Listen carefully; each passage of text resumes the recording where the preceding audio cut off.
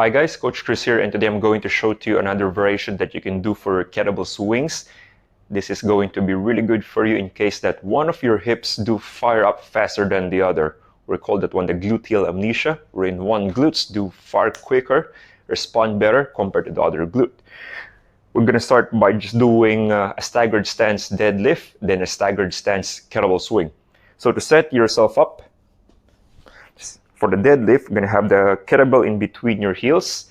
And what you would do instead of you having both of your heels and toes flat on the ground, you're going to step the supporting foot back, and the working hip, or the lazier hip as to what we can call it, its foot would stay flat on the ground.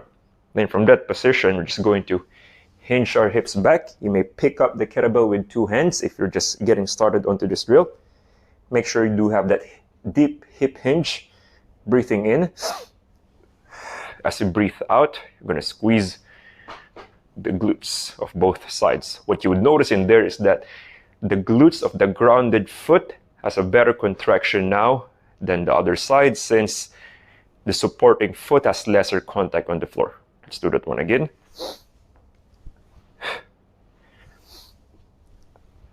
How it's going to look like from a side angle.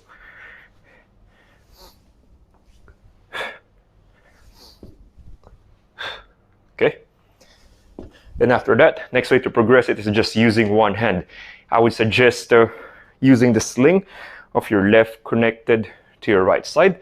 So if I'm going to still remain on that stance, it'll be the same thing. It's just one hand, which is the opposite hand, would touch the kettlebell.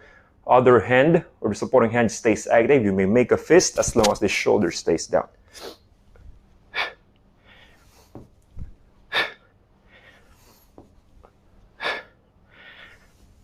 Exactly the same thing. Now, how are we going to progress it into kettlebell swings? This is where the real fun starts. So set yourself up again. Again, I'm going to be using this foot, or this hip. This is the hip, not the foot.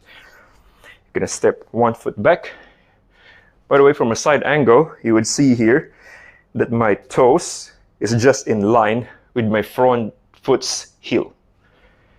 Pushing the hip.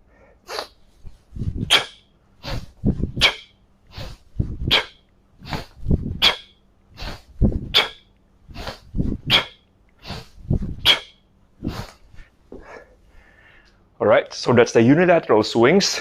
Again, once you go into that very top position, the hips, where the working foot is well intact with the ground, would work more than the other hip.